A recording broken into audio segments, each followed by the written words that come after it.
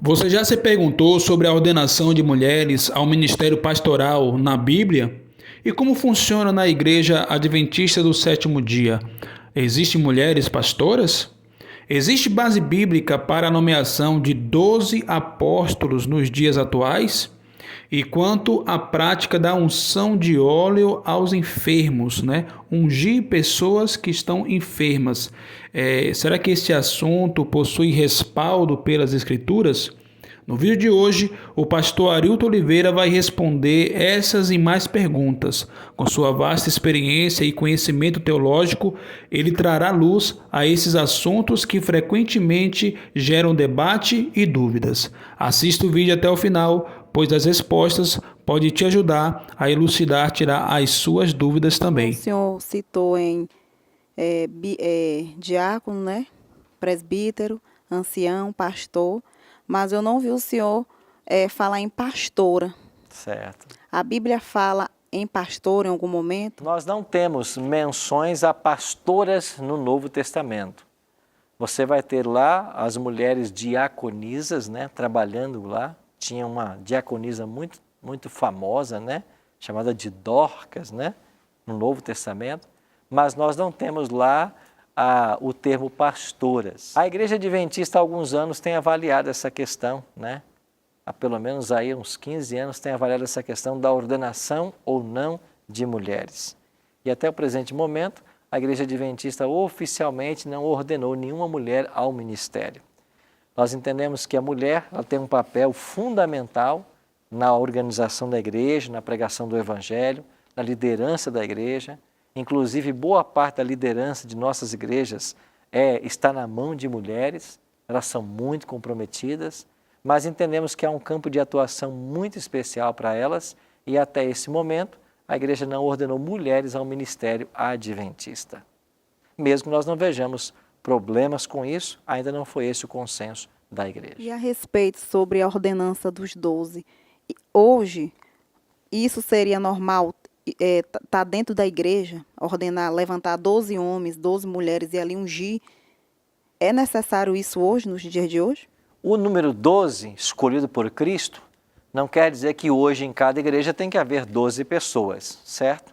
Cristo escolheu 12 porque ele queria ter um novo Israel, uma tipificação do Israel antigo, que eram 12 tribos. Mas quando Cristo chama os discípulos, depois os envia como apóstolos, Jesus estava chamando esse grupo para formar a sua igreja, né? Era a igreja cristã que estava nascendo. Eu acho que os propósitos são bem diferentes do que nós temos hoje nas igrejas.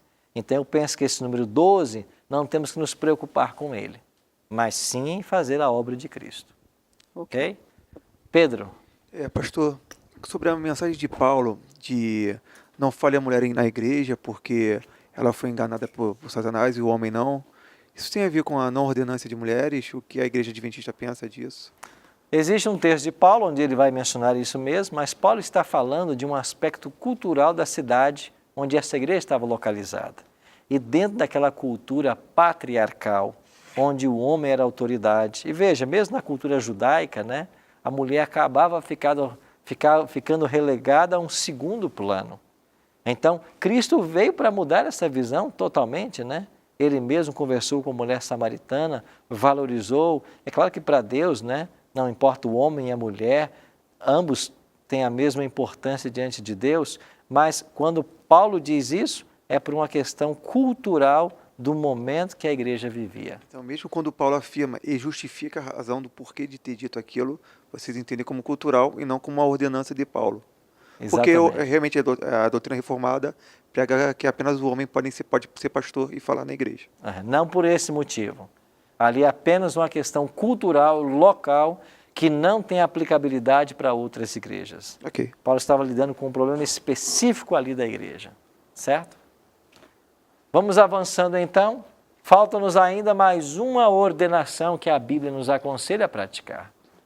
Qual é o conselho de Tiago, em Tiago 5,14? Olha o que ele disse. Está alguém entre vós doente? Chame os presbíteros da igreja e estes façam oração sobre ele, ungindo-o com óleo em nome do Senhor. Qual é a cerimônia que nós somos orientados aqui a praticar? é a unção. Jesus, ao longo do seu ministério, ele curou vários enfermos. Era parte do ministério de Cristo a cura. Agora nós somos orientados de que nós também podemos ungir as pessoas que estão enfermas. Como é esta unção? Esta unção é com um óleo de azeite, né? Um óleo de oliva. E você unge a pessoa para que a vontade de Deus se cumpra na vida dela. Agora, a pessoa tem que desejar ser ungida. Ela tem que pedir isso, ou seja, ela está se colocando nas mãos de Deus para que a vontade dele seja feita. Então, nós podemos, né, ir como liderança da igreja, como está dizendo, chamamos presbíteros da igreja, e vá lá para fazer essa unção desse que está enfermo. Wayne? Pastor Arilton, isso aí está bem claro para mim, mas eu tenho uma dúvida com relação a alguns costumes que nos últimos anos a gente vem observando da unção feita em umbrais de casas, em objetos, em automóveis. O que a Bíblia traz a respeito dessas questões? Nós não temos uma orientação no Novo Testamento sobre ungir objetos ou móveis ou automóveis. A unção era praticada na igreja primitiva nas pessoas. Quando as pessoas queriam e chamavam, né, a liderança da igreja para ungí-las, elas estavam se colocando nas mãos de Deus para que a vontade dele fosse feita na vida delas, ou para a cura ou para o descanso. Então vinha e se ungia as pessoas. Agora, o que passar disso não é orientação da Bíblia. Então, eu não recomendo nenhuma unção de objetos, móveis ou automóveis, nada disso, porque a palavra de Deus não me dá um precedente para isso. Bárbara? E vem aqui, pastor. Dentro de uma igreja, no caso, essa unção, se alguém querer, né, que a pessoa venha ungir ela, é obrigatório ter pessoas levantadas só para aquilo ali, ou pessoas que estão aptas na igreja, tá bem com Deus, pode fazer esse serviço, ou tem que ter só pessoas que têm título? O texto diz para nós que se alguém está doente, esse é o primeiro aspecto. A unção, ela acontece para os enfermos. E quando a pessoa está enferma, o que Tiago diz para nós? Chame os presbíteros da igreja. Ou seja, a liderança da igreja. Então, a liderança pode ir ali e pode fazer essa unção. Agora, é claro que esse tipo de unção não deve estar restrito apenas a presbíteros, porque a palavra presbítero no Novo Testamento, em alguns outros textos vai ser o equivalente a ancião, tem a ver com a liderança da igreja local. Agora, pessoas espirituais que estão em comunhão com Deus, elas podem muito bem ungir as pessoas. Então não há nenhum demérito em uma pessoa que não tem uma função na igreja ungir uma outra pessoa.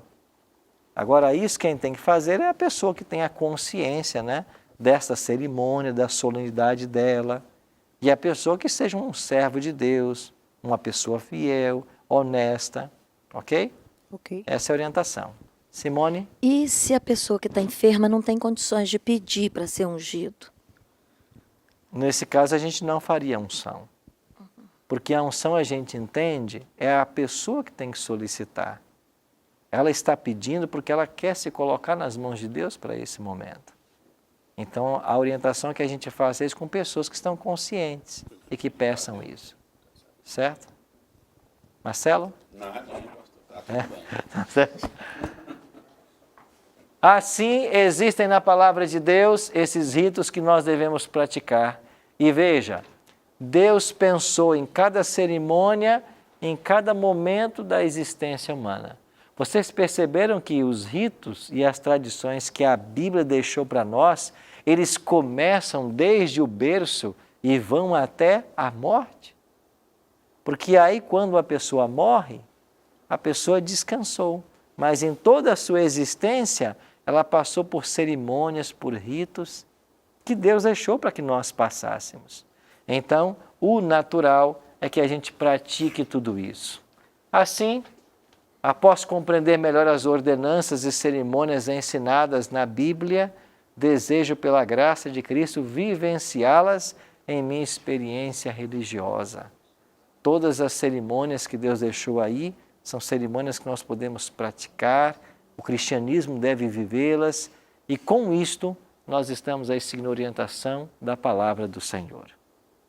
Eu e você podemos, né? E devemos ouvir os conselhos da palavra e tudo que estiver aí, praticar. O que a gente não pode fazer é o que a gente vê hoje. O que não está escrito se pratica, enquanto o que está escrito que pode ser praticado, não se pratica.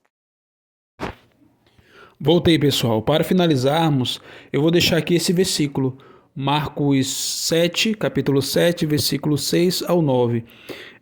Dê uma lida, tá bom? Vocês mesmos, em casa, onde quer que você esteja. E esse versículo fundamenta bastante aquilo que nós vimos aqui, neste vídeo, onde geralmente as pessoas deixam de lado a vontade de Deus, escrita nas Escrituras, para seguir a vontade de homens, a orientação de homens e a tradição humana, né? Que possamos seguir de fato o que as orientações bíblicas determinam para as nossas vidas. No mais, que Deus possa abençoar você, abençoar a sua família. Se você gostou do vídeo, curta, comente aqui, coloque suas sugestões de vídeos também. E no mais, que Deus possa nos abençoar a todos.